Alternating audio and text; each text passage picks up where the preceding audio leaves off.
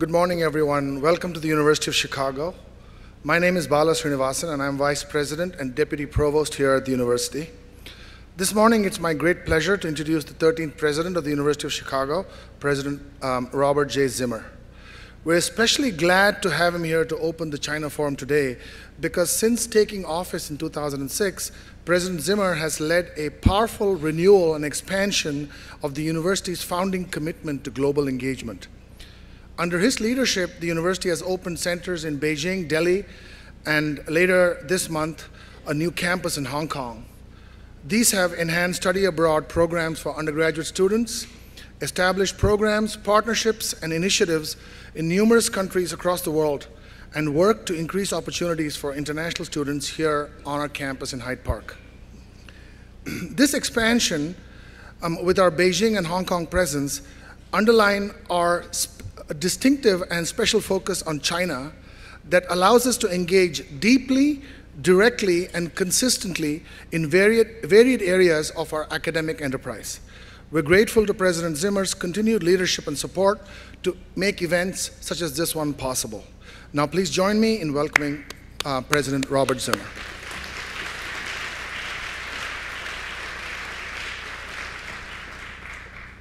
Okay, thanks very much, Bala, and good afternoon. On behalf of the University of Chicago, it is my pleasure to welcome you to the 2018 U.S.-China Forum. I want to thank the Honorable Tung Chee-hwa and the China-U.S. Exchange Foundation for their support and partnership on this series.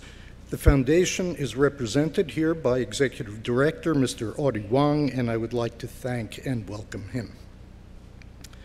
For the fourth consecutive year, the U.S.-China Forum has brought together leaders from academia, policymaking and execution, and the private sector for evidence-driven discussions on issues of importance to both China and the United States, and by extension, the world. The topic of this year's forum is China's role in the global economy, including China's global economic strategy and its impact, risks with respect to financial stability, trade dynamics between the U.S. and China, and more. The several speakers who will address this audience over the next 2 days represent a broad array of experience and expertise in China and the United States. They are coming together to build a nuanced picture of China's economic role in the modern world. We'd especially like to recognize former Secretaries of the Treasury, Hank Paulson and Bob Rubin, former U.S. Ambassador to China, Max Baucus, former Chinese Ambassador to the United States, Zhou Wenjiang, Chair of the Board of the Center for Strategic and International Studies, Tom Pritzker, and the many other eminent researchers and experts who will be joining us. We're very pleased to have such a wide variety of perspectives contributing to this conversation, which is being organized by the Becker-Friedman Institute for Economics here at the University of Chicago, which is led by Milton Friedman Professor of Economics, Michael Greenstone. I'd like to thank Professor Greenstone, Eric Hurst, and their team at BFI for their efforts in putting today's event together. So the U.S.-China Forum is part of a broad fabric of the engagement of the University of Chicago in and with China, which has been a very important focus for us. Over the past decade, the University of Chicago has recognized and acted upon the importance of a deep intellectual and educational engagement with China. The massive economic, social, cultural, political, and demographic changes taking place in China, and the rapidly growing, engaged, and influential Chinese scientific and academic community, both in China and in the Chinese diaspora, are having an enormous impact on Chinese society itself and on the world. For a university such as ours, with the ambition to understand and address the most important challenges of our times and their deep cultural and historical context, these changes have become important to our own thinking. The meaning and impact of the changes are important for our faculty to understand in the context of their own disciplines and for our students to engage for a deeper understanding of the world, its cultures and history, and how it may evolve into a future that they will be deeply involved in. For both faculty and students, these changes signal the importance of building collaborations in China for the long run. For the university as a whole, it creates opportunities to learn a great deal, build lasting collaborations, and further develop ways in which our expertise and capacity can contribute to positive changes in the world. So the rapid evolution of China and the ongoing evolution in the United States also make the necessity of much deeper mutual understanding and interaction between the United States and China particularly important.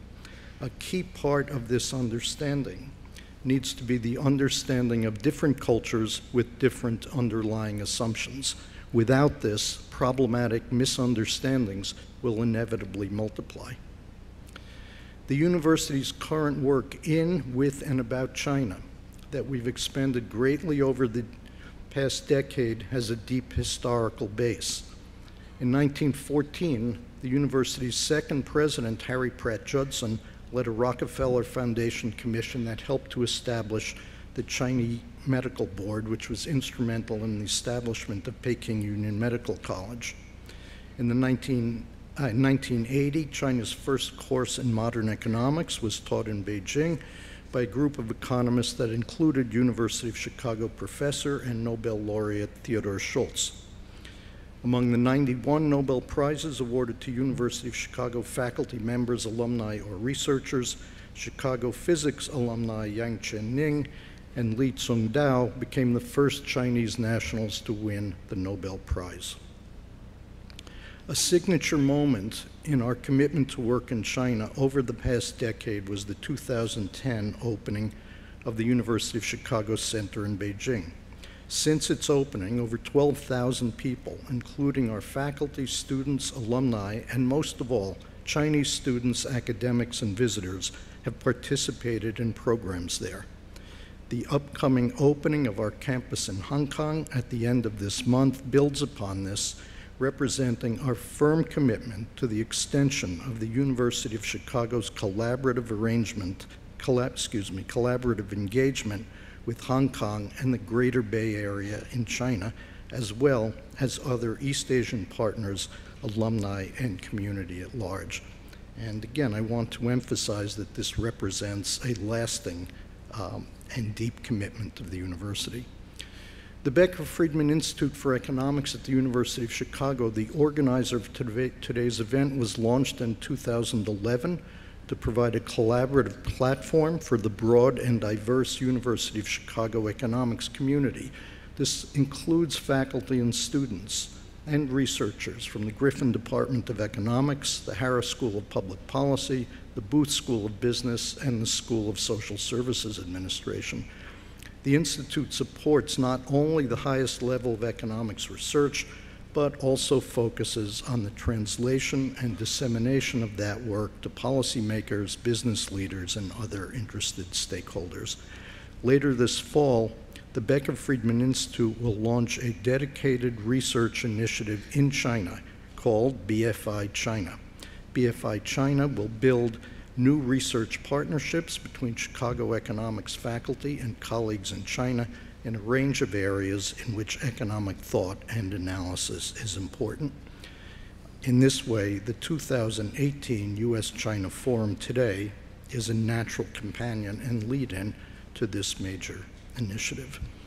In all of our work, the University of Chicago is committed to open discourse and rigorous and intense inquiry with a shared understanding that this is a defining feature of the university's work in research and education. Our most important contributions to discovery, education, and impact on society rest on this environment which fosters the development and testing of new and imaginative ideas about fundamental issues. Today's event builds upon the university's long tradition of cross-border collaboration and open dialogue in this framework. So we look forward to a stimulating, collaborative, and engaging discourse at the 2018 China-US Forum now and looking forward for many years to come. Thank you very much.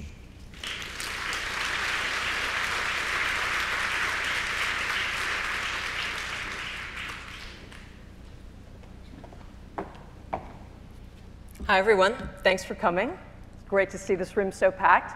I'm Michelle Caruso-Cabrera, longtime chief international correspondent for CNBC and a CNBC contributor. I'm helping to MC the day. I'll moderate some of the panels over the next 2 days. It's going to be a great, great forum. And as such, the team here was very honored to have, they asked me to do some opening remarks, kind of set the stage for where the relationship between US and China stands right now. Thanks so much. So the timing of this conference could not be any better. China's role in the global economy is growing every day, and it is, of course, of enormous consequence to billions of people and their livelihoods. China's role in the global economy is controversial. In some places, it is derided. In some places, it is welcomed. Nowhere is it unnoticed. The country's growth statistics are still enviable to the rest of the world, even as their GDP has slowed to less than 7% growth. Their currency is closely watched every day in the international markets as traders wait to see where the central bank will set the exchange rate.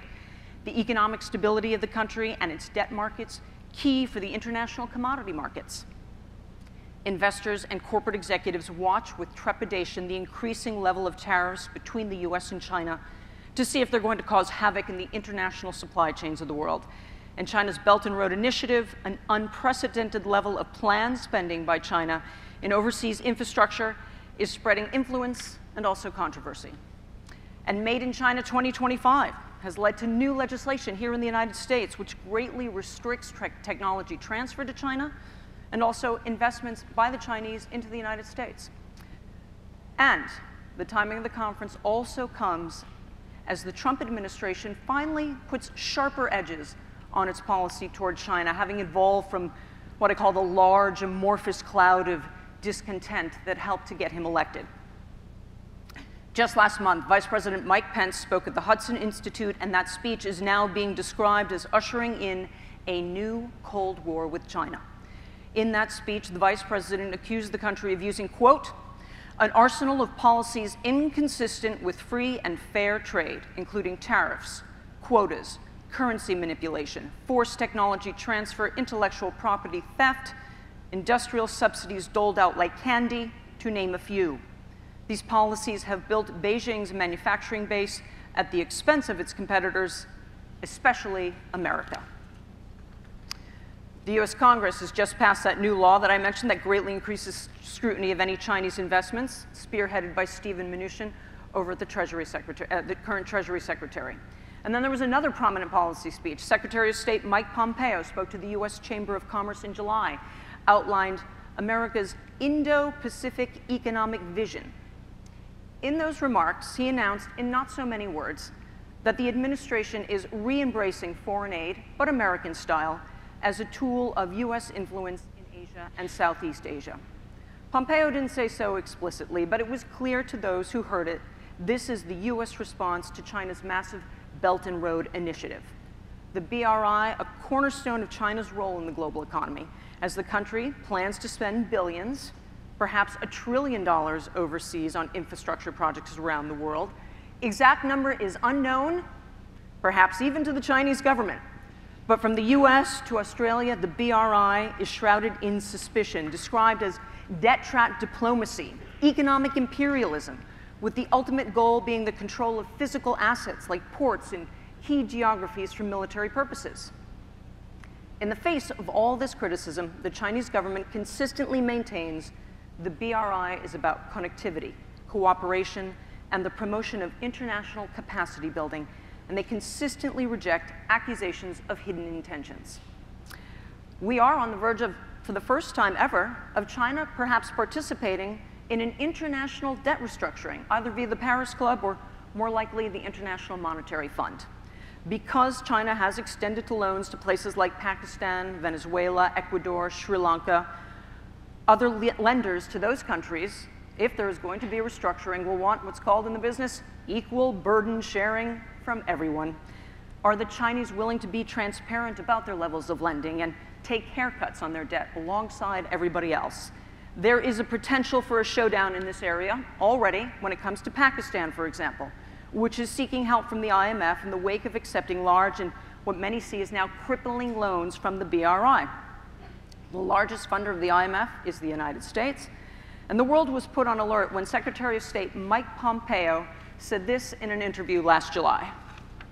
We will be watching what the IMF does. There's no rationale for IMF dollars and associated with that American dollars that are part of the IMF funding for those to go to bail out Chinese bondholders or China itself.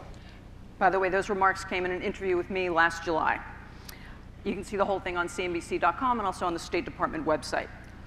What I find startling about this moment, despite all the controversies surrounding the Trump administration, in the US, there seems to be almost no controversy about the White House's attitude toward China. There is disagreement on the tools being used, how they are going about it, but almost no contention on either side of the aisle that China is a problem.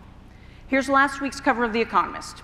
I'm sure most of you have seen it, this esteemed institution. Lead story is China versus America, a dangerous rivalry. In the opening essay, page 11, you could have knocked me over with a feather because I read not once, not twice, but 3 times, Trump is right, as in correct. To wit, Mr. Trump is also right that America needs to reset expectations about Chinese behavior. Even more startling, Mr. Trump's unique ability to signal his disregard for conventional wisdom seems to have been effective. The Chinese, says The Economist, are, quote, wrong-footed as a result. If you read The Economist frequently, they're no fan of the Trump administration. So to hear this from them, I thought, spoke to a certain moment here in the United States. Even former Obama administration officials laud President Trump's pressure on China when it comes to North Korea. No less than the former Treasury Secretary, Jack Lew, wrote in the most recent issue of Foreign Affairs, President Donald Trump, to his credit, has been more willing to squeeze China for concessions on North Korea, which is another area of discussion for China's role in the global economy. So with that, let's get on with what is this very important conference, asking very important questions. What excites me the most about this US-China forum is the participation of so many from China. We speak here in the US about all these issues that I mentioned constantly, but we need to and want to hear from the Chinese themselves. Their perspective will certainly widen our view and the prism through which these issues are examined. The topics in this conference are aimed at having full, open, thoughtful discussions. What is the role of the business community in US-China relations? That's going to be the first topic today. What are the goals of the BRI? What's it like to be on the receiving end of BRI investments? We have 2 prominent ambassadors to discuss the role of diplomacy in diffusing trade tensions, and a panel of some of the most informed economists and financial experts that will examine the state of financial stability in China. And what is China doing when it comes to the intersection of the environment and finance, and how will their efforts affect the rest of the world? The questions being asked here today affect not just China and the US, but the entire world. Thanks so much.